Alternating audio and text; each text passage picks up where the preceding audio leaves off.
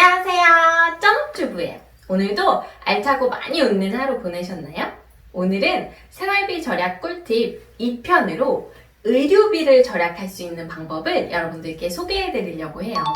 사실 저도 결혼 전에는 막 예쁜 옷 입고 꾸미고 이런 거를 꽤나 좋아하던 사람이었는데 결혼하고 나서 돈을 모아야겠다 이렇게 딱 마음을 먹은 다음부터는 제일 먼저 줄이게 되는 게 식비, 그 다음이 의료비더라고요. 근데 또 옷이라는 게 안 입을 수는 없으니까 적절히 현명하게 소비를 하는 게 필요한데 이게 결혼하고 한 6년 정도 소비를 하다 보니까 나름대로 저만의 의료비를 절약할 수 있는 소소한 원칙들이 생기더라고요. 그래서 그러한 원칙을 한 5가지 정도를 여러분들과 공유해 보려고 합니다. 그 첫 번째 원칙은 역시즌 쇼핑을 하는 거예요. 여름에 겨울옷을 사고 가을옷을 사는 거죠. 네, 이런 식으로 하다 보면 사실 겨울 외투나 가을 코트 이런 게 비용이 한 번씩 뭉텅뭉텅 많이 들어가잖아요. 근데 여름에는 꼭 세일을 굉장히 많이 해요. 그래서 그때 이런 큰 비용이 들어가는 외투들을 특히 또 퀄리티도 좋은 것들을 구입을 해놓으면 그 시즌이 왔을 때 가격도 저렴하면서 퀄리티도 좋은 옷을 입을 수가 있거든요. 그래서 실제로 제가 구매했던 옷들을 몇 가지 보여드릴게요. 이게 패딩이에요. 하도 많이 입어서 좀 숨이 죽기는 했는데 이게 아울렛에서 소비자가는 한 3-40만 원 정도 됐을 거예요. 근데 제 기억에 7-8만 원 정도에 구매했던 것 같아요. 그래서 겨울 내내 정말 따뜻하게 잘 입었던 옷이고요. 이거는 딱 봐도 겨울 코트예요. 겨울 코트인데 9만 원 정도 되는 돈으로 구매를 했어요. 여름에 구매하면 이게 실제로 겨울 시즌에 사는 것보다 정말 저렴한 가격으로 살 수가 있어요.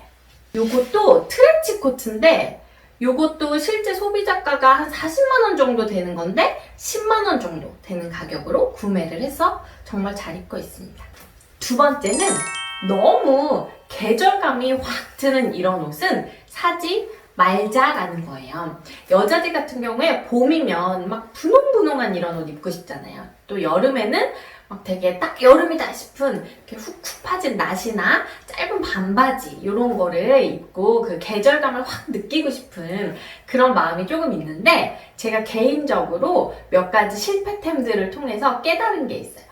이 옷 같은 경우에 뭔가 화사하고 봄이다 싶은 그런 옷을 사고 싶어서 샀었는데 이렇게 너무 계절감이 확 드는 옷을 사게 되면 딱 그 계절에 밖에 못 입고 다른 계절에는 활용을 하기가 좀 쉽지가 않더라고요. 그래서 이런 옷은 좀 피하게 됐고 또 여름이면 이제 나시 블라우스 이런 것도 많이 입는데 사실 제가 이 옷도 이번 여름에 구매를 한 거예요. 그래서 그때 나시를 살까 이거를 살까 고민을 많이 했었는데 아무래도 좀 팔 길이가 7구 정도로 이렇게 애매하게 있는 이런 옷을 사놓으니까 봄에서 여름 넘어갈 때도 입고 또 여름에도 너무 덥지 않으면 입고 여름에서 가을 넘어갈 때도 또 슬슬쩍 입을 수가 있고 그래서 활용도가 훨씬 높더라고요. 특히 반바지 같은 거는 결혼하고는 단 한 번도 안 샀던 것 같아요.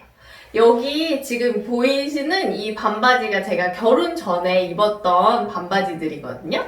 근데 그러니까 저도 예전에는 이렇게 여름이면 딱 여름이다 싶은 이런 아이템들을 선호했었는데 결혼을 하고 나니까 여름에밖에 못 입는 반바지보다는 좀 얇은 소재의 흰 긴 바지 7구나 9구 이런 거를 사게 되더라고요. 이런 아이템을 사놓으면 말씀드린 것처럼 간절기에도 입고 여름에도 너무 덥지 않을 때 입고 오랫동안 잘 활용을 할 수가 있어서 이런 아이템들을 저는 주로 선호하는 편입니다. 세 번째는 나만의 저렴이 쇼핑 장소를 뚫어놓자라는 거예요. 사실 저희가 저렴한 가격으로 저렴해 보이는 옷을 사려면 고민할 필요가 없죠. 근데 저렴한 가격이지만 퀄리티가 좋아 보이고 원단 자체도 정말 좋은 옷들을 고르려다 보니까 이렇게 저렇게 알아보고 고민도 하고 하는 거잖아요. 저 같은 경우에는 뚫어놓은 장소가 2군데가 있는데요. 첫 번째는 남대문이고요. 두 번째는 고속터미널에 있는 고투몰이라는 가게들이에요. 실제로 제가 구매한 옷들을 보여드릴게요.